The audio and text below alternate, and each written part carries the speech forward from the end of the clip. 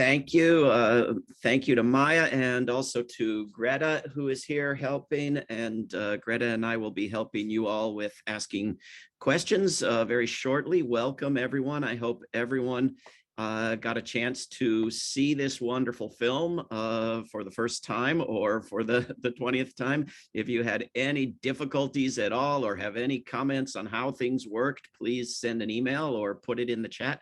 We will try to help you out.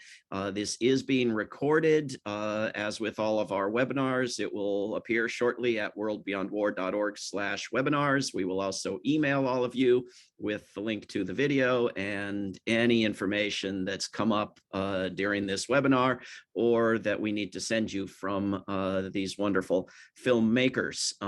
If you want to see the transcript words with all their robot errors, but better than nothing, while we're talking, you can look at the bottom of your screen. There may be a CC button that says live transcript, or your screen may be too small and you need to click more and then on CC or live transcript.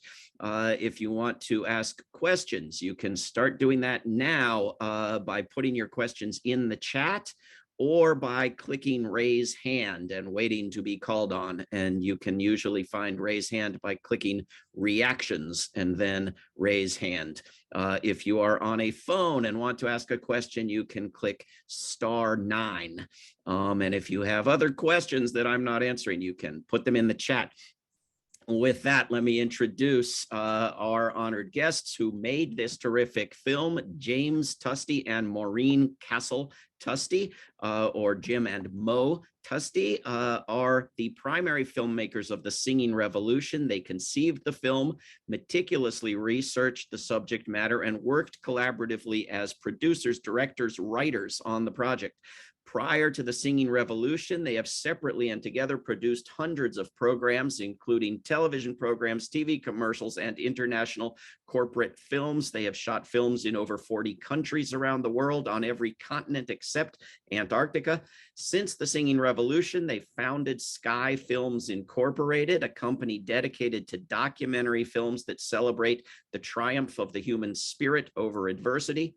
Sky Films Inc. has produced multiple full-length documentary films for television broadcast: India Awakes, To Breathe as One, Economic Freedom in Action, Changing Lives, and Trailblazers, the New Zealand Story. Maureen Castle Tusty and James Tusty live in upstate New York with their daughter, 2 cats, a dog, a lizard, and 3 chickens. And I happen to know a crow as well. You can learn more at singingrevolution.com. And with that, Greta and I are going to take turns with questions here. I'm going to find questions in the chat, and Greta is going to call on people who have clicked raise hand. So if no one has raised their hand yet, while I'm looking for your brilliant questions in the chat, let me start with a question, because I have many of my own. One is the ethnic Russians in Estonia in the film. What became of them, and how was that handled, for better or worse? Well, first of all, thank you everyone for taking the time to watch the film and for coming to this Q&A. It's much appreciated. Filmmakers make films to be seen, so we thank you for watching it. This is a topic that interests me. I think the Estonians handled it very cleverly, and as one Estonian put it to me once, Jim, do you think the Nazi soldiers who occupied Holland during World War II got to vote in the 1946 Dutch elections? And the answer is, of course not. And then the Estonian said to me, well, we faced the same situation, except our occupation was 50 years, not 3. So the question became, what do you do? The ethnic Russians were not running delicatessens and flower shops. They were the occupying army. They were the occupying police. They were the KGB. They were the people who imprisoned Estonians, sometimes tortured them, and certainly gave them trouble in many ways. There were some Estonians who felt, kick them all out. We don't want them here. But that's not where the Estonians landed up. And I think they figured out a pretty clever way to handle it. They decided, okay, anyone who was in Estonia in 1939, that is prior to the Soviet occupation, no issue. I mean, you're automatically a citizen. There's just not a problem there. Anyone who came after 1939, we consider that illegal under international law. However, our solution is, if you just want to stay, you can stay in Estonia, number one. Number two, you can stay in Estonia as a non-citizen, get a job, work, stay here as long as you want. But if you want to become a citizen, you have to pass a language test and a history test. And that was a big issue for some Russians because they never learned Estonian. Russian was the language of the Soviet Union. And they had a very different view of history. Stalin didn't take over Estonia, Stalin liberated Estonia. And the end result is a small number of ethnic Russians decided to pass those tests, become citizens, done deal. The vast majority decided they were very happy to stay in Estonia, be able to work, and the only thing they couldn't do really was vote. And lastly, the other issue was, what do you do with a home that was seized by the Soviet army in 1940, which might be occupied now by a descendant of the initial soldiers who took it over, and that descendant might be innocent of any crime. And I think they had a very interesting solution for that too, which was, first, the home goes back to the owner of that house in 1939. That family gets the house back. But if the ethnic Russian who's occupying the house is not guilty of any crime, which was true the majority of the cases, they will be given government scrip equal to the value of the home, and they can buy any other house in Estonia of equal value to the home in which they're living, just not that home, which goes back to the family that initially owned it. So I just think the Estonians once again dealt with a pretty peaceful, non-violent, non-threatening way of solving a pretty thorny situation. What do I do with the occupiers, the police, and the soldiers who took us over for 50 years? Very good. Not seeing raised hands. Tell me if I'm missing them, Greta. Here's a question that Sylvia put into the chat.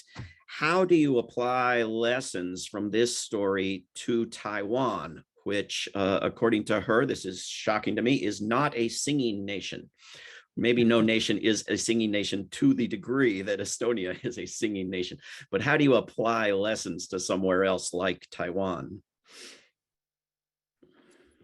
You know, I think after the release of this film, we have been contacted by many different groups in countries that are dealing with totalitarian regimes or people who are looking to promote the ethnic origin of their region. And they've used this film as an example of it's not just the singing, but I think it's also the conscious choices about how they progressed and pushed the limits of the laws behind the scenes as well. So we're going to attack it from two fronts. We're going to push, the legal system as much as we can within the current system, as well as bringing together people and showing our unity. The Estonians were very, very clear that if we show any kind of violence, and if we do give them an excuse to crack down, that will be the end of our movement. So they were very conscious of staying nonviolent. And a lot of people do talk about the cathartic aspect of singing and that release of all of the decades of anger and anger over what's happened to your family or your grandparents and the situation. So the music did play a role, but it was also the expression. It was the speakers being able to say things that, maybe weren't so heavy-handed, but they expressed the emotion, or they had the subtext that everyone understood and can relate to. So I think it doesn't necessarily have to be singing, but the gathering together and showing that there are so many in numbers who are simply willing to stand here at these special grounds. But it wasn't only in Tallinn at the Song Festival. They had them at other locations, other protests, but the standing together and very consciously kind of keeping each other in check and not letting it become violence, because that is then it just, you lose the credibility. And in today's world, you lose the PR war. And it just, you have to make a very conscious choice for that, which the Estonians just in some ways had ingrained into their DNA at that point of, we're not going to get violent because we know we'll lose. Not that we didn't want to push back, but it was a very clear choice. We can't get violent. That will end our cause. Greta? Yes, we have a raised hand from Sim, the Montreal chapter coordinator of World Beyond War. Sim, you can now unmute. Hi, great film. I really enjoyed it. It was really a nice way to have a history lesson for me, because my history and geography is both a little fuzzy. So it was fantastic because they walked us all the way through the history of that region. Thank you. Yeah, so it's helpful. And I wondered if I could pose a question from a geopolitical perspective as a peace activist. I'm very interested in the idea of a devolution of power. Like, we have too much power concentrated in the hands of some very large nations, like Canada by proxy to the United States, but like the United States and Russia and China. And if those countries would break up into smaller countries, then that would be good for the whole world. And that's like in nature, when a natural region is a healthy system, it becomes increasingly ever more biodiverse, into more and more species and more diversity. So I would like to see that happen in the world. And I would like all the countries that want to separate to be able to separate into smaller nations, because that will reduce the power of the big nations who have too much power anyway, and there's a sickness. And we'd have more culture, we'd have more beauty, we'd have more everything, I believe. Do you see that as a possibility? Like, somebody mentioned Taiwan, but do you see that happening anywhere else? Or was that your intention to show, or what was your intention to show, just to document this phenomenon? Or were you thinking in a geopolitical way that this could be a lesson? No, my view anyway. And part of the strength of our team is we don't always agree. Yeah, that's okay. My view is we are storytellers. We are not historians. We are not geopolitical analysts. And we try to be careful about that. Now, as storytellers, we spent 3-4 years studying the Singing Revolution. And I do feel we understand that particular phenomenon extremely well. But I'm a little bit reticent to make comments on other, I guess how I see it. We want to tell the story and share what happened in as honest a way as possible, so that those who are capable of analyzing geopolitical matters have some more information with which to do that analysis. But I don't know that I see, at least myself, as such an expert. So I don't, it's an interesting thing you say. It makes me think some things personally, but I don't feel I'm qualified really to address that. I hope you don't feel I'm. Oh, I say things all the time and I'm not qualified, but that's a flaw. We're the filmmakers. We're not the historians. We interview the historians or the people who lived it. But I think what's interesting, just to give a little background of how Jim and I came to want to share this story. Jim's father is from Estonia. He came to the US as a child when he was 10. But even with that history, Jim did not grow up speaking Estonian. He, he had some knowledge of it, but it was after the collapse of the Soviet Union, the first English language university with a film program opened. And we had a connection there. We were visiting and we were invited to teach summer classes there. So we were working with students. We were having dinner with people, meeting the faculty and hearing the stories of what happened during this time period. And, I hate to generalize, but in general, Estonians, are not overly expressive. They're very quiet. So when they start to share stories and share the events and these histories and the emotion in their voice, we knew there was something very profound that had happened. And then we would sit with each other saying, my God, I had no idea. How did we not hear about this? Okay, we saw the Baltic chain on the news, but nothing else of what was really happening here and the strategy behind this and the power of what they achieved. And so we came back to the US And we asked around with certain professors and other filmmakers, and really no one at that time was aware of Estonia and knew of this story. So we felt this was a very powerful story to share, not just for awareness of Estonia, who is still a very tiny country with this very large, powerful neighbor who they still have to be concerned about, but also that it is such a powerful human story of what humans can endure and still come through and to achieve it with such intelligence and nonviolence. And so that is what motivated us to tell this story. We're telling 50 years of history. So to even cut that down to 90 minutes, and not getting into bigger geopolitical discussions. So I wouldn't want to get into that.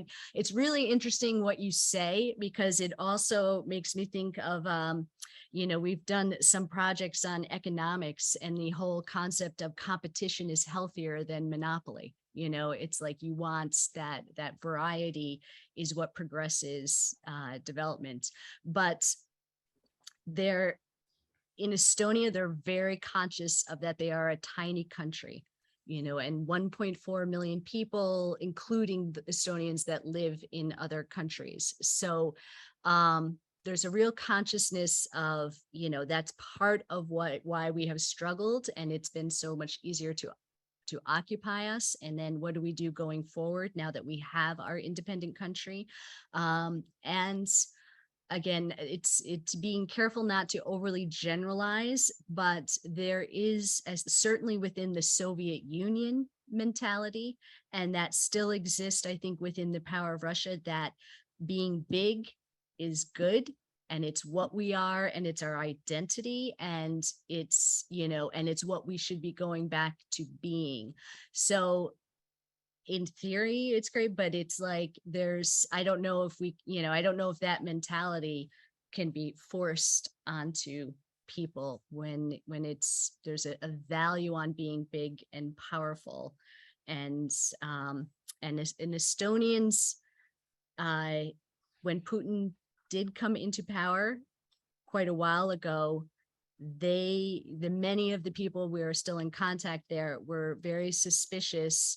He is former KGB, now called something else, but they knew his mentality, a decade ago, of the Soviet Union shouldn't have been broken up. These traditional entities are still part of us, and so they have worked to build their economy and build their relationships with Europe in order to have more awareness, to hopefully not have to face that kind of violence again. I have a short anecdote to share.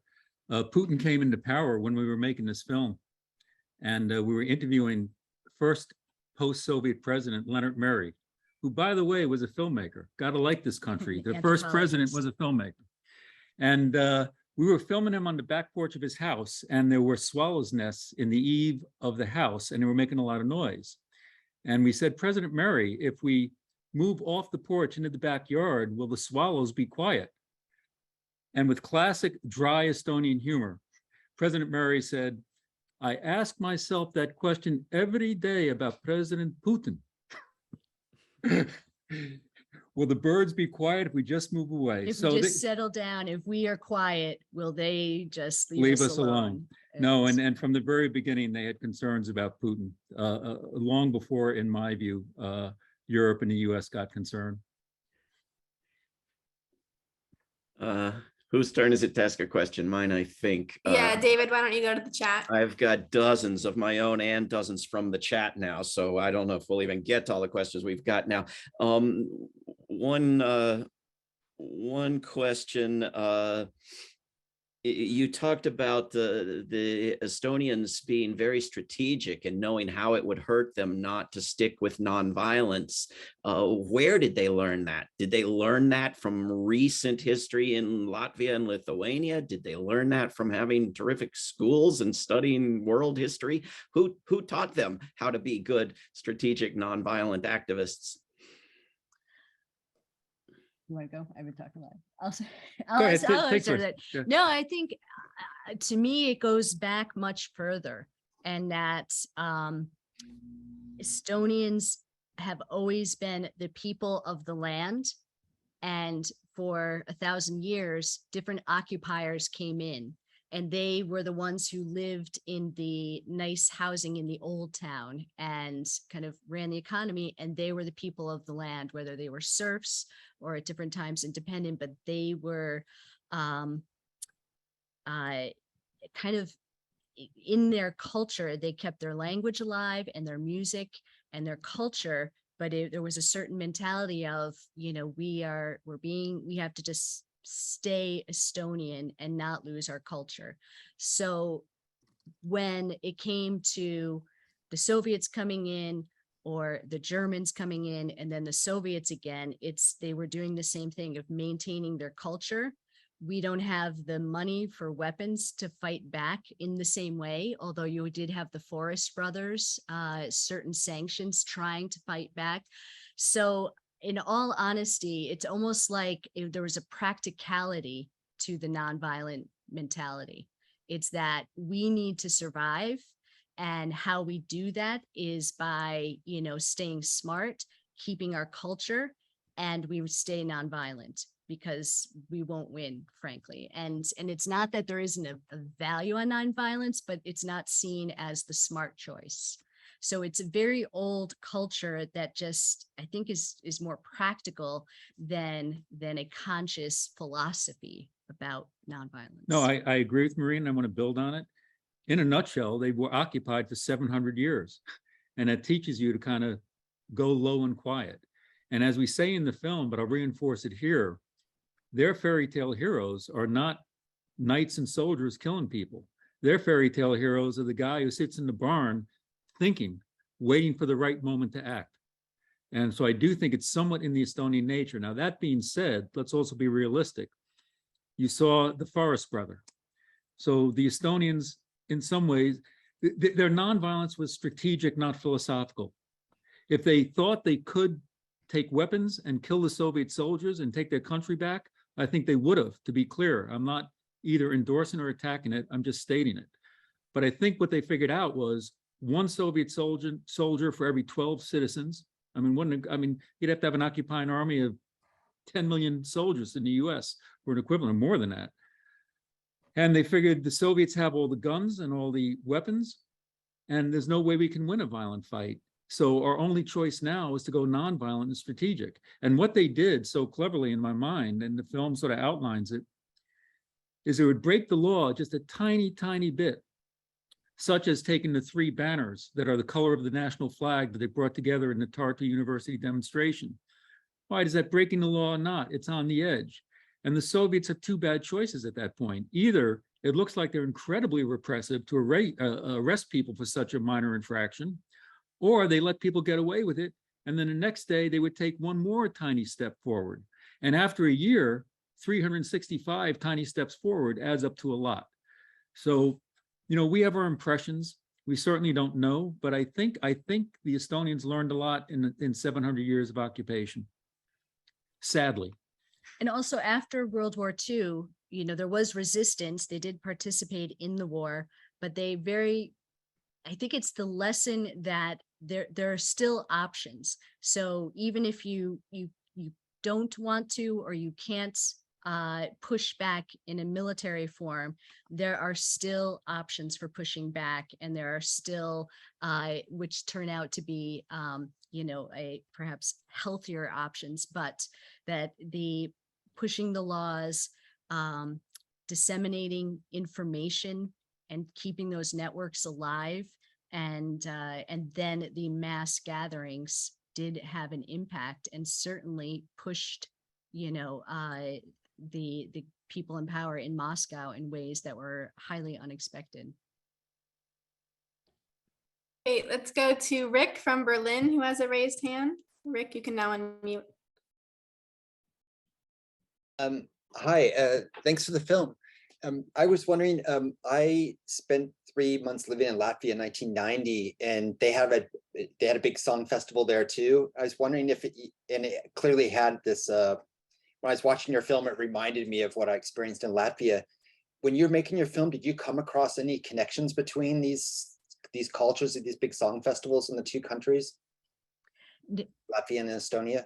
Go ahead. I had Leonard Murray, the first president, got in trouble once for saying, the only thing the three Baltic countries have in common is 50 years of a lousy history. But that being said, yes, the song festival would start in Estonia first, and then Latvia and Lithuania picked up on it because they too were part of the, not the Soviets, the Russian Empire under the Tsars. And it was clearly an attempt to bring freedom to the country through singing under the Tsars, not the Soviets. And so there is that similarity, but the ethnicities and the languages are totally different. There's no commonality, and they're different in that sense. But certainly, as much as President Murray got a little bit attacked for that comment, I think there's some truth to it, that the Soviet occupation did unify Latvia, Lithuania, and Estonia as three tiny countries that basically were given away in Yalta by the US, I might say, and by the Allies, I guess I'll say. And they realized they were on their own. And what many Estonians say, I'm going to presume that many of you are aware of the 1956 Hungarian Revolution. For those who are not familiar with it, in 1956, the Hungarians had a revolution against the Soviets that actually succeeded for like 24 hours or 48 hours. They took over the government. US did nothing to support them, and the Soviets came in and crushed that rebellion. And once that happened, the Estonians will all say to us, those who are old enough to remember it, we knew then we were on our own. And prior to the 56 Hungarian Revolution, there was hope that at some point the West would come in and kick Stalin out of the Baltics. But once 56 happened in Hungary, then they hunkered down. They said, okay, we're totally on our own to do this. I think that creates a natural alliance between those three countries. And certainly the underground movements were very much in touch with one another during all the Soviet occupation. And I think it's one of the choices you have to make as filmmakers too, of how broad can the story go. And we were contacted early on by many Latvians saying, you know, hey, we were fighting against the Soviets as well, and we have a song festival as well, and it is significant. But I in the end, it would have been too broad of a story. And we had to condense it down to the time period we were talking about, and folks and the events that happened in Estonia with the how the singing fueled their movement, but also they utilized the singing and the song festival to propel their cause, was done in a much more strategic way, and as well as the other developments of pushing the laws in Moscow and pushing the limits of perestroika. So we did have to make the choice to just tell the story of Estonia's experience during the singing revolution, and then many, though, Latvians and Lithuanians have also the films played there. They screen it, and they understand the connection and how it reflects on their country. No, there's three major stories we did not tell in the film, and it was a conscious decision. The first is what was happening in the rest of the world, the fall of the Berlin Wall, all of those events. And the other story that may not be so well known is an incredible story of all the Estonian refugees who came to the US and settled and spent 50 years in the US, maintaining their language and their culture and hoping someday to return. And we debated whether to include these things. And finally, what we try to do as filmmakers is reduce our film to one sentence that we use as a North Star, as a guiding principle. And the guiding principle for this film that we settled on is, this film is about the experience of Estonians in Estonia during the singing revolution. And if a part of the story is not related to that directly, we're not going to include it. And where we perhaps were a little bit brave in doing that is our primary funding came from the Estonian Americans.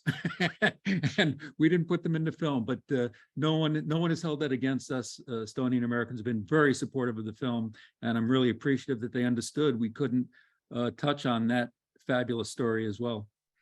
Isn't there another fabulous story that the film almost touches on, which is the mass nonviolent actions in Moscow that stopped a coup in Russia that wasn't just Boris Yeltsin and his vodka bottle out there all alone, right? I mean, there was a story to tell there too, right? Quite right. Yeah. Quite right. And frankly, even with the limited scope that we brought to the film, our first cut was 4 hours. And as great as that film was, we knew that no one's going to watch a 4-hour film. We had to cut it down to 90 minutes. We were asked by an Estonian magazine writer once, do you think you created a myth? And my response was, of course we did, because we took 50 years, in one sense. We hope it's a true myth, but we took 50 years and reduced it to 90 minutes. That's about 1.5 minutes per year. So I'll ask you, describe what you did last year in your life in 1.5 minutes and tell me if that's accurate. You can't possibly fit it all in. So we had to narrow the scope as much as possible in order to fully treat the subject matter. And this is forever the filmmaker's dilemma, because there are always sort of side issues that are very fascinating and interesting that you want to bring into it. But after a point, you're creating an encyclopedia and not a story. No, one of the other aspects of the story, and again, it gets into like the larger analysis of history and how changes happen, and that, you know, Gorbachev, who just passed recently, everyone's been talking about what was his legacy, and this whole introduction of glasnost and perestroika, you know, it was not his intent for it to lead to what it led to.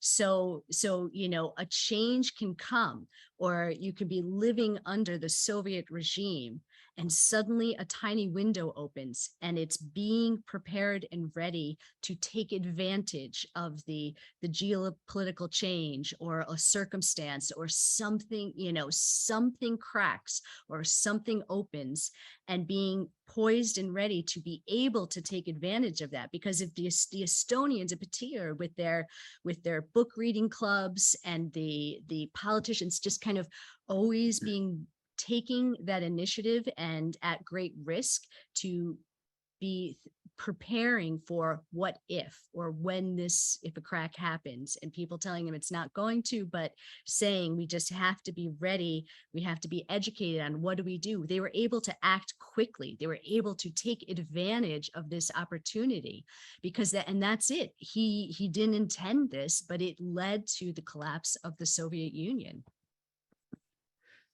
So tons of questions. Here's one from Gail. I understand that music helped Estonia with peaceful protests, but Ukrainians have a long history with using humor to get through difficult times, and we know what's happened there. What would make Estonia different? I'm tempted to say over my head. I don't know. I mean, it's a good question. We're not students of Ukraine or Ukrainian history, and you have to think of us as having a very narrow knowledge base. We know a lot about the Singing Revolution, what happened in that country. But I don't mean to be evasive, but I just don't feel qualified to talk about what that difference is. I think, to echo some things Maureen said, there was a certain amount of luck to it, to be honest. And the circumstances were just right. And I do remember once an Estonian saying to me after the film had come out, Jim, you make too much of us, because it was the geopolitical events. It was Gorbachev coming in, and you know, Pope John Paul, and et cetera, and all these other factors. And my response echoes what Maureen just said. I said, okay, it may be true. I understand that if you'd had a singing revolution under Stalin in 1949, you would have had another 100,000 people killed or sent to concentration camps. I understand that. But your genius was, when there was an opening, when there was daylight to run through, you did it. You didn't take the habit of, you know, 30, 40 years of violent repression. And now, and as a matter of fact, to a certain extent, and I, like Maureen, I don't like to generalize, but I'll make this generalization. The Singing Revolution was started by the youth. The older people had seen what can happen in the Soviet Union. They'd experienced Stalin, or at least their parents had experienced Stalin, and they were far more reticent to make a move. And in some ways, it was I'll call it the naivete of youth that decided to jump on the opening that Gorbachev offered. Because the young Estonians kind of felt, okay, here's our chance, we're just going to do it. But I come back to, there's a certain amount of luck to it, and as well as, what's the word, bravery and fortitude to make your move when you have a chance. I think, you know, the Estonians took advantage. They used what was part of their culture and ingrained. And it's funny because some of our Estonian friends are like, oh, come on, we don't all sing, you know, we're not all singing all the time. We don't all go to choirs. But then you ask them and it's like, you know, oh yeah, they did sing in school and they did sing here, and every single birthday party, everyone's singing in a way that you just don't experience in our culture at home or in other places. It's like, you guys don't realize you really do sing a lot. And So it's just when it's ingrained in your culture, you're taking advantage of what you have. And it's really interesting connection to humor for Ukraine. And because I've recently watched the Zelensky's sitcom series that propelled him into the spotlight. The current president there is on Netflix now. And it's very interesting to watch because it's so clear this is Ukrainians talking about Ukraine, their own independent culture.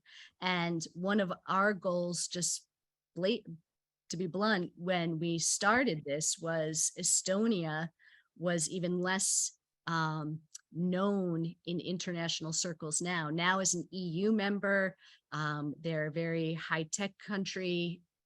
People are much more aware of this country. But our goal was to help people be aware. We wanted to share this human story because it was important beyond Estonia, but we also wanted people to have the awareness of Estonia and that they were a legitimate, independent nation. And the claims that they are somehow a satellite or extension of Russia are not legitimate claims, that they are an independent people. And I think similarly for Ukraine, you know, here's media utilizing film that, and the series I think is interesting because to me it just really helps cement that picture that Ukraine is its own culture and people. It does have very strong ties and history because as anyone does with their neighboring country, but being reminded of that because it's I think easy when you sit so far thousands of miles away to not really be sure of what the history is. Here's a question from Mary. How did they go about rediscovering their culture and their music, etc.? Are there things that might be learned by other peoples who are occupied or colonized, etc.?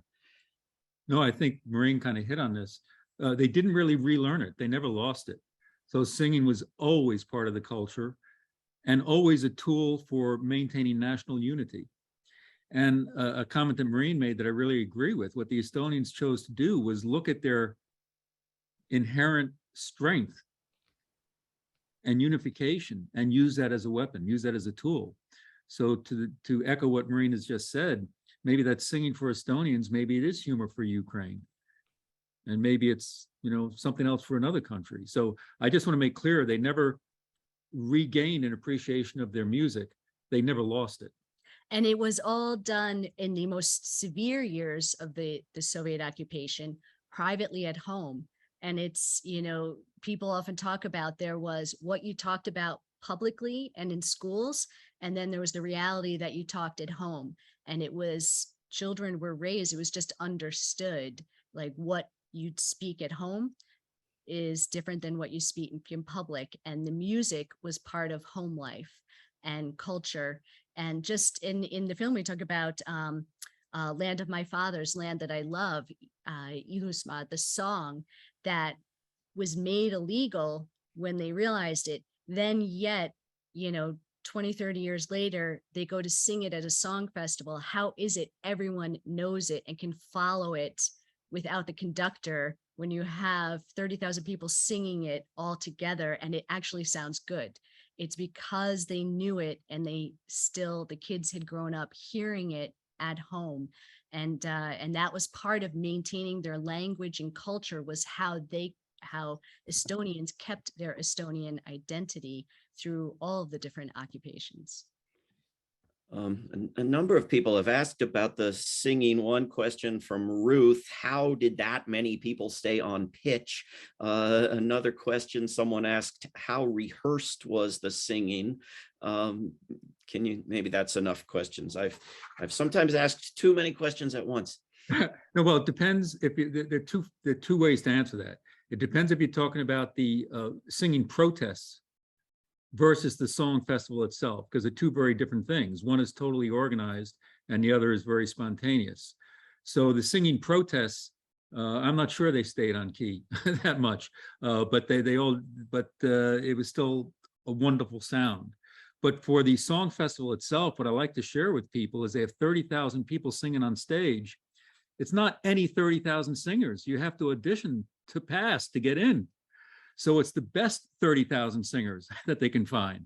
And then I was talking to one of the, I'm not sure if he was a conductor, but someone who was involved in organizing the festival, and he explained that there's a very strategic way that they organize the 30,000 singers. And they literally do then judge who are the best singers and who are the not, they're all good singers, but who are the best and who are the good.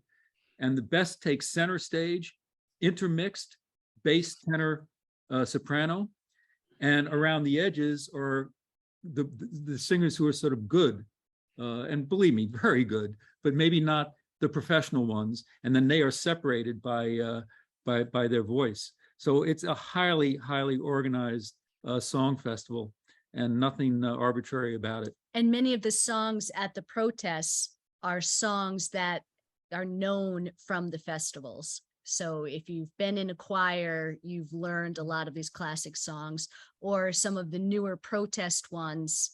Again, everybody, you learned them. You know, everyone was learning these songs because it was so important. But yeah, so definitely it's appreciation for music, I do think is a little more ingrained in the culture that helped them along, but the training from the song festival carried over into the protests because it was so many of the same people kind of leading the singing as it went. No, the Estonians, and I think almost all occupied people in the Soviet Union, became masters of the double entendre in art, because the press, the schools are all controlled by the occupier. But in art, you had a little bit of leeway. And the game became, how can I tell a true message to my Estonian fellow citizens and get it by the censors? And many Estonians said the one regret of independence is the arts sank. We used to have the most clever movies and the most clever plays, and now we're down to musicals and cowboy movies now that we have independence. But it used to be so much more clever, the writing that we had before then. And I'll share with you one, we have a thing called the Singing Revolution Library, which has like 5 hours of interviews with, you really get into depth as to what happened. And one of the things that is covered in there is the Estonians in the 50s, 60s, and 70s used Shakespeare's play Hamlet as a revolutionary tool. And let me explain. The first theory was, well, Shakespeare, they can't censor Shakespeare, for God's sake. I mean, Shakespeare could not have been anti-communist. Karl Marx hadn't been born yet. And the way the play opens, for those of you who remember it, it opens with soldiers hiding behind pillars and talking in the dark. Aha, that's the KGB. And Hamlet says there's something rotten in Denmark. Everyone took that to mean there's something rotten in Estonia. And the entire play became a known parable, that's not the right word, but a known model for what was going on in Estonia. And it became the most popular play that high schools and colleges would perform. And everyone in the audience knew this is about independence. So to me, of course, it's amazing that the Estonians survived the violent tragedy of Stalin and all those deaths and all those imprisonments. And of course, that's horrible. But in some ways, I consider it more amazing that the Estonians survived 40 years of propaganda, 40 years of school being run by the Soviets, of newspapers being run by the Soviets, of television being run by the Soviets. And somehow the Estonians never lost a true sense of their history through multiple generations of propaganda. To me, that's almost a more powerful victory. Yeah. Greta? Yes, we have a raised hand from Mary. Mary, you can now unmute. Thanks, Greta and David and everybody. I just wanted to clarify my earlier question about, rediscovering traditional culture, of which singing is a part, dance is a part, even the things we like to make fun of, basket weaving, pottery are definitely a part of traditional culture. Cooking is a part of traditional culture. But what happened, how does a people who have lost their traditional culture, as many of us white people in the US have, how do we rediscover our traditional culture and rediscover that kind of strength and identity in a way that, coming together with other people, we can affect great change as they did in Estonia? So I know your expertise is just singing and just in Estonia, but I wonder if you have any reflections on this. I just came back from a period of time in Ireland, a country which survived several hundred years of colonization and maintained, at least in parts, a cultural identity, and successfully, though violently, overthrew the colonial power 100 years ago. Mhm. I would say, Thanks. yeah, no, thank you. It's, I think what I take is I look at the Estonians and learn from their example. And it's the talking about it. I mean, our daughter is 16 going on 17. And let me tell you, she knows the singing revolution, the story of the Estonians, because we've talked about it. We've brought her there. We have Estonian things in our home. And so I think it's the gathering and it's keeping it there. And as we talked about the Estonians, being prepared, but it is easy to lose it. I think if you don't make the effort to connect with other people who are also interested in that effort and keeping it, the awareness there for the next generation, it's that effort, I think, of small pockets coming together and reaching out, and now, especially with, the internet is the good and bad of, keeping language alive. And Estonia is kind of, I think, is modeling, as it's done in Sweden, of, the primary language at home is Swedish, or primary language is Estonian, but you have to learn English for practicality of the business world and just travel and for the internet. So it's just, you make a very conscious choice, I think, to maintain it, even if it may seem impractical, and it's keeping at value with your next generation, but getting together with people, because if it's just you alone, it's But I think that's using done. the Estonian example and trying to address your question as you put it, how can we reclaim that, say, in the US as one example? It was all done through family. It was all done through family. And so much so that what the Estonians also talk about is, even if you were pretty sure that your neighbor was a pro-Estonian person, you still didn't talk to them about the real history, because you didn't know who was aligned with the KGB. So this culture was kept alive one family at a time, one family to one family. And I suppose that's one way to approach it, I guess, but at least that's my observation with what happened in Estonia. And one other thing I'll say, so the Song Festival, interestingly enough, arguably led to independence from the Russian Tsars after World War I, and then led to freedom from the Soviet Union. And after independence from the Soviet Union, many Estonians said, do we need the Song Festival anymore? It's accomplished its purpose. And then once again, President Leonard Murray, the first post-Soviet president, said, I think, a profound thing. He said, look, the Song Festival has never been fashionable. It's always been important. We must keep it. And it did turn the people around. The Song Festival is bigger now than it was in 1991, because in the mid-90s, it was getting a little bit weak, especially the young generation was thinking, we don't need this anymore.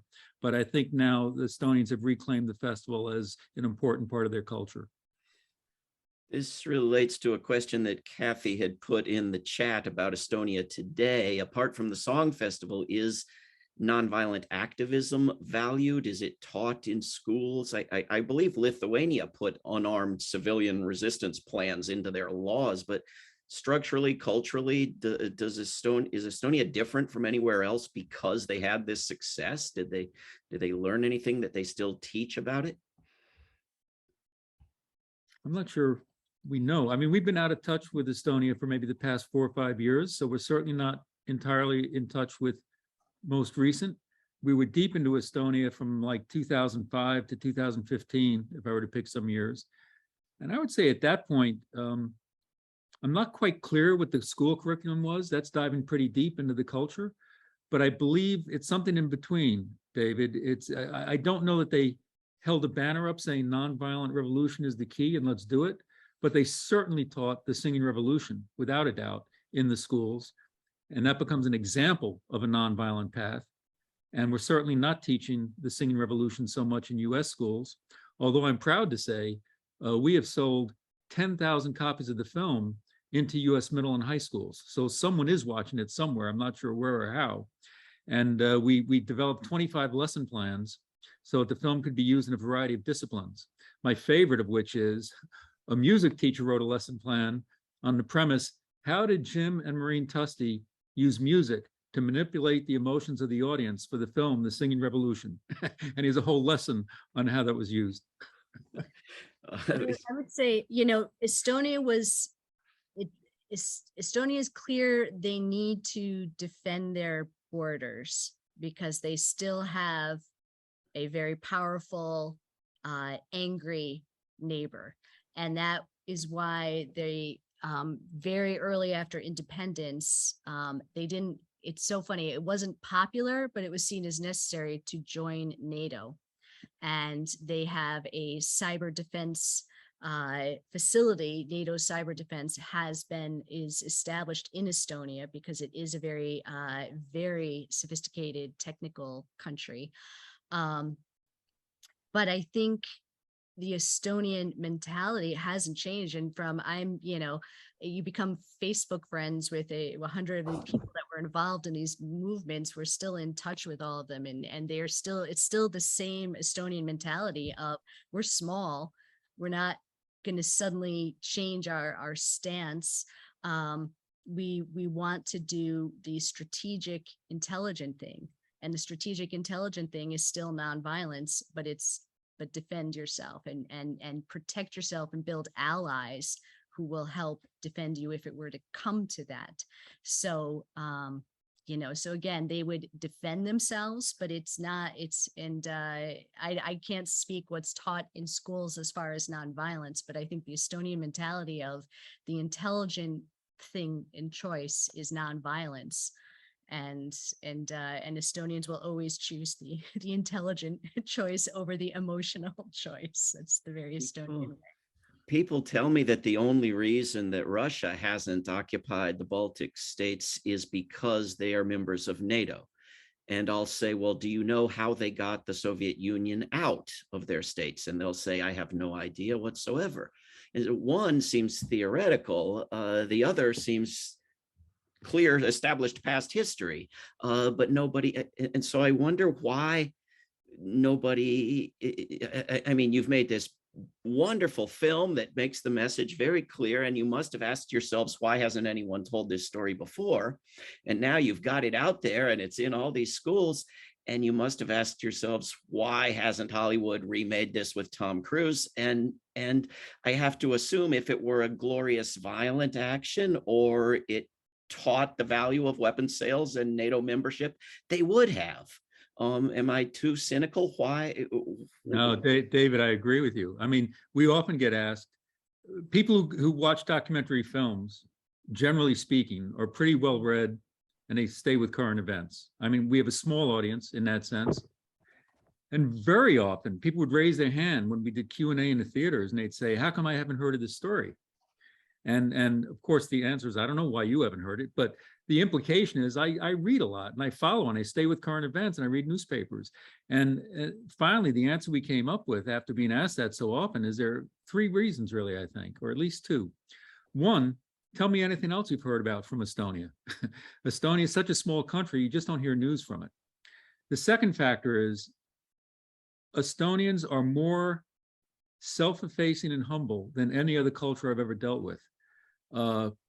Kind of the American, in some ways, I would argue that's part of the reason they never made the film themselves. Estonians always feel it's better to not brag. They really hate braggarts, and so does every culture to a certain extent. But I'm telling you, it's exponentially higher in Estonia than, say, the US. So the Estonians are not out there talking it up. And the last factor is exactly what you said, David. It was a nonviolent revolution that took place over time. So I think the 2 factors. Had 4 people been killed in a demonstration, that would have made the news. But the fact that you have these multiple demonstrations that didn't happen overnight either, they happened over months, it was just hard for the news cycle to pick up on it. So there are a lot of factors playing into it. But I have little doubt that if there was violence, it would have been more known. But there's a reason. Well, we're not connected in Hollywood, and there's a reason we choose not to work in it, and it's hard. But I mean, we would, we would love to see this story shared in multiple formats. There's actually a producer who has is trying to get a musical version of The Singing Revolution out into Broadway, and it's been recently released this summer. So, again, as many ways as you can share these stories, it's important for all of us to be supporting each other and keeping this out there, because Ukraine shows us that it's forever these political entities are going to be asserting their influence. Gail is suggesting a comic book as well. I want to find out about the lesson plans and see if we can help get them into more classrooms. There was a question from Kirsten that I think you've touched on a little bit already, but what is the relationship between Estonia and Russia now? I think polite and strained.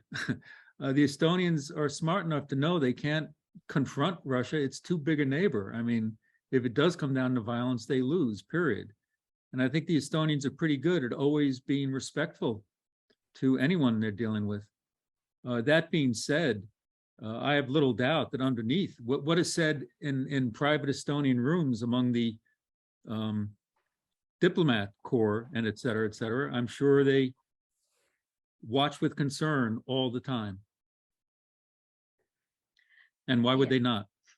And joining the EU is what has given Estonia a certain level of a security. So they are perceived as an EU country. And but I think also too, we always make the distinction between Russia and kind of prevailing politics and then Russian people. So many of our filmmaker friends, Estonian filmmakers, they up until recently with Ukraine, they're doing co-productions with filmmakers in Russia, because you to produce a feature film, you're doing it in multiple languages. You're doing it in Estonian, Russian, and Latvian and English, so your stories are structured, and that gives you the distribution into all regions. And so the filmmaking, very similar to Europe, it's like you're collaborating among the different countries to get a film produced. So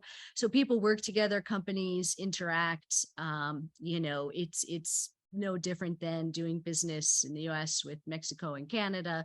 And people collaborate in that sense, but politically there's a very clear, Estonia functions as an EU country to maintain that kind of backing to support. No, we were very careful in the film. We predominantly called the occupiers Soviets, not Russians. And because it has often been said, and I think it's true, that arguably Stalin was harder on the Russian people than the people outside his country. So the Russian people are very distinct from the Soviet system, or I might add, from the current Russian government. And we want to respect that difference and understand that difference and not confuse it. So the only time we could not get away with using the term Soviet was when it had to do with the Interfront, the ethnic Russians who were trying to fight independence. And we just couldn't get away from talking about those people as ethnic Russians, because we just couldn't. They were more than Soviets. There was an ethnicity issue. But other than that, in our film, you'll see that we always talk about the Soviet Union or the Soviets, and very rarely do we talk about Russians as occupiers. Servant of the People, Zelensky's sitcom was made in Russian, wasn't it? I believe that's his language, as far as I know. Yeah. There was a question from Sylvia. How did all those political parties come together in the end? Isn't that one of the more unusual feats? No, that is, to me, a big part of the story we could not dive into deeply. So we talk about myths. We reduced the opposition to these three main movements. But in fact, there were probably a dozen movements. You know, there was a green opposition movement. There was a Christian opposition movement. There were so many. But we just felt it was going to confuse the story to try to analyze and explain, you know, the 12 or 13 or 14 different resistance movements. And I think how I've come to say, I do believe the Independence Party, Popular Front, and Heritage Society were, if not the biggest, the most important, because certainly the independence movement was not big at all. Everyone was afraid to sign up with them because that was like signing up to go to the gulag potentially.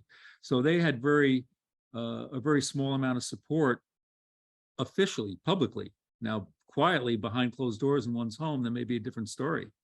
But I think what was so difficult was they both felt they were playing the game differently. So for example, Interfront would raise their hand and say, hey, you Popular Front people siding with Gorbachev, how dare you get into bed with the people whose grandfathers killed our grandfathers? You just can't do that.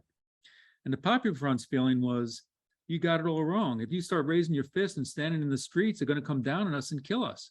The fact is, they have the guns, they have the political structure, they're in this country. Let us create the best Estonia we can within the Soviet system, because the odds of us overthrowing them are so slim. And Maureen and I would talk about it in the beginning, and we can identify, I know by identify, we can understand both sides of that argument. And I'm not sure where I would have fallen or where we would have fallen if we were in the Soviet Union. Would we feel, let's be practical and just try to make the best life we can under this horrible situation? Or would we feel, I'm raising my fist and standing up against you no matter what? And I think no one knows until they're faced with it. And because certainly a large number of those who were openly aggressive to the Soviets sort of inherited their situation. Very few people were in a low-key, quiet situation who then stood up and raised their fist. It was more their parents were known activists. Their parents were objecting to the Soviet Union. They, as kids, were marked people already anyway. The KGB knew who they were, and they sort of followed their parents' footsteps. So I think, of course, it's a generalization. I have no doubt there were some people who could have had a safe life, being a school teacher or a business person and of some sort, and just not made waves. And then they stood up to fight the Soviets. But for the most part, people who were openly objecting to the Soviets in the 50s, 60s, and 70s, when it was highly dangerous, were mostly thrown into that situation. But I think the concept that these, I mean, even when we were after independence interviewing people from these different groups, we certainly heard from many Estonian Americans who were aware of the politics and people in Estonia of like, oh, you know, you're interviewing them, you know, and you're going to put them in the film. And it's like, we're showing all sides. And I do think it's part of, an Estonian said to us once, you know, it took an outsider looking at us because we're so close to it when it came to the different political parties but we showed our work edits to all the different factions, getting their opinions and where they felt. But I think it's another lesson from Estonian practicality of like, they all had to come together for that vote. And there was very extreme hatred there in some ways of like, you are not progressing independence or you really are a collaborator with them. But the coming together in that critical moment, they were able to put it aside. And, you know, I don't know if you could have that in the US right now of everyone, you know, putting aside the political differences and the pathways or choices made in the past to be able to make these votes and to make a decision and collaborate on some of these final, very, very large initiatives that were started in these large protests in the Baltic chain. You know, it took the Heritage Society and their network of people and the maybe more less popular, the Popular Front, which was seen as a little bit more collaborative with the current government. So it took both of them to create that event, and they saw the importance in it, and they put those differences aside, and they didn't, you know, agree on every political strategy, but they were able to work past that because they saw what was coming. They were looking at the big picture. And there's so many subtleties to it. the Popular Front, without a doubt, was by far and away the most popular movement in terms of what the people openly supported. But one of their strategies was you never signed up for them. In other words, what the Popular Front understood is that the Estonians would be afraid to put their name and address on a piece of paper saying, I'm part of this movement, because who knows what Soviet leader comes into power 5 years from now, grabs that list of addresses and comes after you. So part of their power was they never asked people to sign up and officially register. They simply held these movements and everyone came out to support them. But under the, I don't know if I want to call it comfort, but under the protection of they did not have to announce their name and their address. So there's so many, and I think that was a smart thing to do. I'm not knocking that at all. I think it was a brilliant thing to do. So I think there's so many ways to look at it. I think in the end, certainly where I netted out, is I ended up respecting all the different independence movements. They each had their way of looking at it. And Maureen is quite right that there was some bitterness between them. Even 20 years later, there's some people in those movements who won't speak to one another. It got that bitter. But in studying this film, I came to appreciate each one of their perspectives because they each had a way of looking at it that had a truth in a certain way that I could respect. In watching wars and violence develop and the propaganda and what supports them, one of the most powerful tools is usually nationalism. And in this film, we watch nationalism be used as a tool to motivate. It's like the magic potion to get people to do nonviolent action against oppression and violence. I mean, is it necessary? Are there alternatives? Could they have done it with anything other than nationalism? This is really interesting because it's been brought up to us before, and how some people frame it is they say, I've always seen nationalism as a negative force, and somehow in this film it feels like a good force, and I can't reconcile that. And like many of the themes in the movie, that was not in our mind when we made the film, but we just tried to tell the story in a truthful way. And that theme certainly came out for many people. And in thinking about it, I've come to this conclusion myself.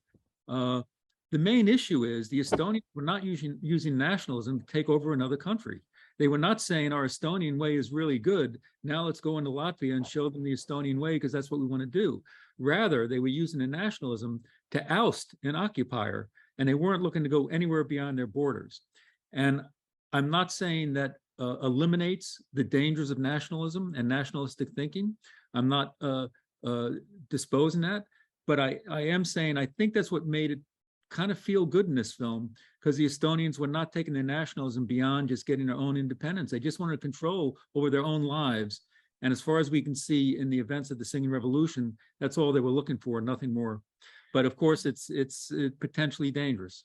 And I think it's looking at it as the distinction between nationalism on a political level versus your culture. Because if you ask an Estonian, I think it's not nationalism about Estonia, it's my Estonian culture has the right to exist here as it always has, and keeping your culture alive as much as your political boundaries. So they just wanted the right to their own culture. But it included all of the trimmings of nationalism. It was when the flag showed up on a motorcycle that everybody's heart went through the roof. And I, if I see a flag go up around here, I know someplace far away is about to get bombed. It's a different thing. There's a question that a lot of people have brought up in the chat, and you've probably heard this before. Can we do this same thing on a global scale? Can we have a worldwide peace song fest and make it work? Which obviously would lack the local relevance and the nationalism. But what do you think of the idea? I think some people have attempted that in various ways, and it's always challenging. It doesn't mean it's impossible. It doesn't mean it shouldn't be attempted. But the challenge, I'll get down to some real rudimentary challenges. There are time zone differences. Some people have tried to organize song fests across the globe via Zoom or something all at the same time, and then you have time zone issues. You have language issues, obviously. But I think my own feeling is any attempt at bringing tranquility and peace to this world is worth trying. And my own view of it is, in making the Singing Revolution, raising money for it was not simple. And we had to knock on 1,000 doors to get the 50 yeses. So if people have to try 1,000 singing protests to figure out the 20 that work, I'm all for it. But to be prepared that most of them may fail. I think the hard part is finding the anchor to build it around. So, the Estonians, they had an opportunity to use their music to fight for their independence.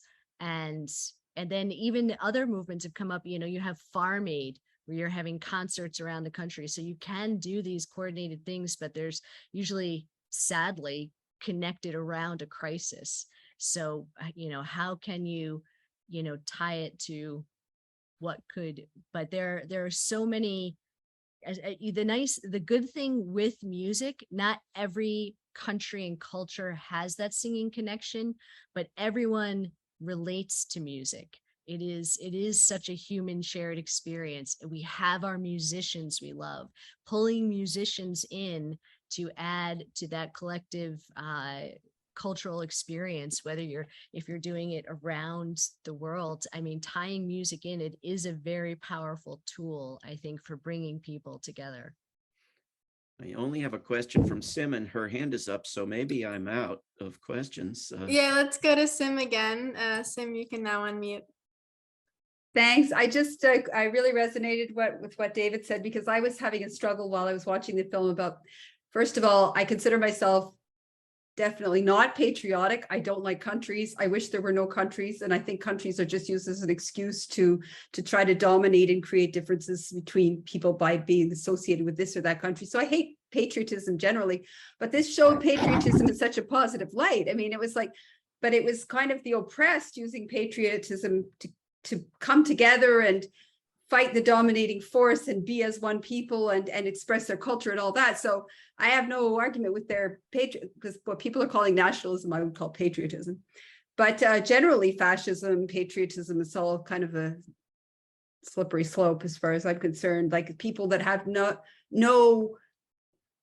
to recommend them personally take all of their pride and their superiority and their exceptionalism from their association with this or that country. So it's just a horrible force for evil in the world as far as I'm concerned. But I guess patriotism, if it's a way of bringing people together to face up to a domineering force like Palestinian patriotism. Now they're saying Palestine isn't even a country. So I guess there's something to be said for patriotism if it's in the hands of an oppressed people. If it's in the hands of a domineering people, then they should just take their patriotism and forget about it. Well, I think it's all really good fodder for discussion. And I think I come back to what I said earlier. We are storytellers. And what we tried to do with the Singing Revolution was, once we decided that was the film we were going to make, we focused as best we could on simply telling the story as truthfully as we were capable of. I think it's impossible for any filmmaker to be totally objective. Clearly, Maureen and I would have some level of inner inclinations and inner thoughts that are going to drive the film in a certain way. But given that caveat, we did our best to just tell the story. And then we leave it for others who may have different specialties and abilities to analyze, to decide what's good and what's bad about what happened here. We don't share this film saying, we don't think of the film as, here's this perfect, idyllic story that everything is done right. Rather, we're seeing it as, here's this amazing thing that happened. Let's look at it in as much detail as we can fit in the 90 minutes. And what do you think? So I welcome all this analysis about nationalism and what it means, or patriotism, take either word. And I once again humbly say I'm over my head on that question, but I'm delighted to have produced a product that can bring some subtleties to the issue out for conversation. I think that's a whole other film. Yeah. There's the analysis of nationalism, and at what point is it, it's helping the oppressed, and then when does the, oppressed become the oppressor? And, it's, and then you get into that, because then you're analyzing human nature and what are humans capable of. And it's an important topic. And we I don't think we certainly didn't, when we were making the film, realize that this question about nationalism would come up so Yeah. often, but it certainly does prompt that question. And it is something to look at because, and especially now, if you go into Estonia, you would not say this is like a very nationalistic culture at all. It's a very, beautiful, unique, historic culture, but it's not like that nationalism is as heightened as it was at that time when they were looking to get there, is my opinion. But it's a really important analysis, and it was one of the unintended consequences to come out of the discussions that a film can prompt. But I think the kind of things we did to try to keep the film as accurate or as truthful as possible. Maureen alluded to the fact that we shared the rough cuts with members of the different movements, but let me elaborate on that. We showed it to them separately. So we would show the film to the Heritage Party people only in order to say, okay, tell me what you really think. Are we misrepresenting what Interfront or what you did. Popular Front did, et cetera, et cetera. And then we would show it to the Independence Party. Do you think we're representing the other sides properly? And in the first cuts, they had many comments, not only about facts, but also about tone. And we tried to incorporate, and look, at the end of the day, Maureen and I are the filmmakers, we make the final decision. So I don't want to suggest that we'd have a questionnaire and whatever people said, we just put in the film. It wasn't quite like that. But we wanted to get their honest, unabridged opinion and then incorporate that into the story as best we could. And I'm very proud to say that launch after the film premiered in Estonia, one of the leaders of the independence movement said to us, this is a very healing film. I got to see how the other side was looking at things a bit. And I think part of what we achieved, for those of you who are old enough to remember the Al Gore, George Bush recount in Florida with the Chads and all that, it's as if we made a film about that and showed it to Al Gore's team and George Bush's team and got both of them to say, yeah, that film is accurate. That's kind of what we did. Greta, Wonderful. Well, yeah, we're almost one at more. an hour and a half. So let's go to the final raised hand from Stephanie. Stephanie, you can now unmute. Hi, thank you very much. I had the impression that despite what they suffered in Estonia from the Nazis and the Soviets, they didn't seem to have a lot of hostility. I didn't feel a lot of hatred for those very oppressive regimes or kind of a desire to get back at them.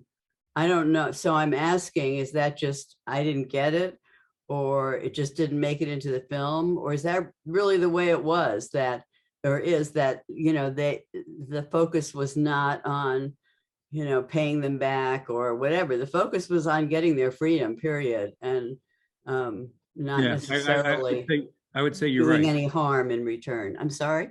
No, I'm sorry, I interrupted you, but there was not a revenge factor. Well, I shouldn't say it was not. Of course, there were in some circles here and there, but predominantly revenge was not on the table in 1991, 1992, when they had independence. Now, how people felt under Stalin is a different situation. And, at that point, people were mainly hiding and just scared and just trying not to be sent off to the gulag. Yeah. But there might have been some resentments then. I don't know.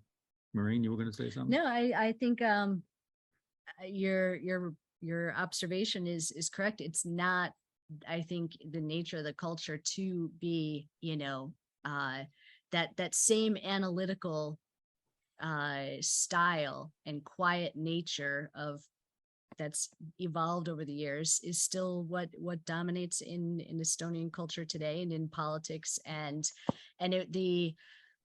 how do we manage the situation with the Russian people who are living here and handling that. So I do respect the level of analysis they put into it before passing legislation, before making decisions on citizenship and how they handled it. And there's still, there's anger that floats around. I think also there's a new generation. It's been enough years. We were there teaching the next generation of these young students, and it was ethnic Russian students and ethnic Estonian students taking the class together.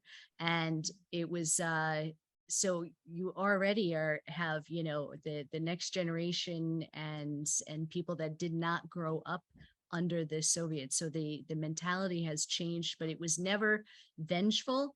But there was anger, and it wasn't, people did have to be conscious about not being vengeful. Well, I want to thank everyone for a wonderful event, and ask Maureen and Jim if you have any closing comments, and if you can answer the question about how to share the film with other people, because everyone has had this limited access to the film. How do they now share it with everybody else they know? If you go to singingrevolution.com, it's certainly possible to download the film and then share it as you wish. Or if someone wants to on our company is called Sky Films Incorporated. And if you go to skyfilmsinc.com, there's a contact page if someone wanted to connect with us as far as that goes. And I can't help but share, we have a current film we're working on that I just want to quickly tell you about. 1 billion people with a B have come out of extreme poverty in the last 25 years. We feel it's a very underreported piece of good news of what's going on in the world. And we're doing a film that follows the stories of 4 women who have taken that path out of poverty in Peru, in Senegal, in Burundi, and in Sri Lanka. And we hope that film comes out sometime in mid-2023. We will look forward to it. No, and I'll just say thank you for all of you for signing up for this. And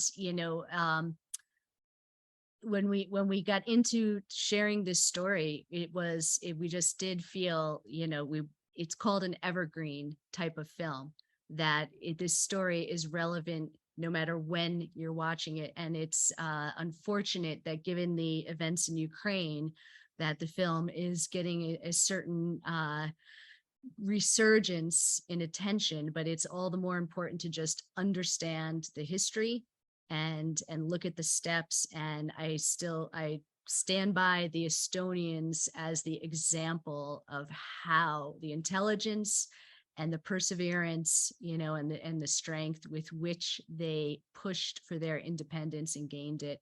And it was consciously nonviolent. It wasn't, they're not a bunch of, they would not call themselves, we're people of nonviolence. It's just what makes sense in the world. It's what makes sense for survival. What makes sense for humans living next door to humans. And that's what they always come back to, the practical, intelligent solution. And we're just really glad and thankful that you guys were interested in this story. Very much appreciate that you all took the time to hear us out and watch the film. Thank you.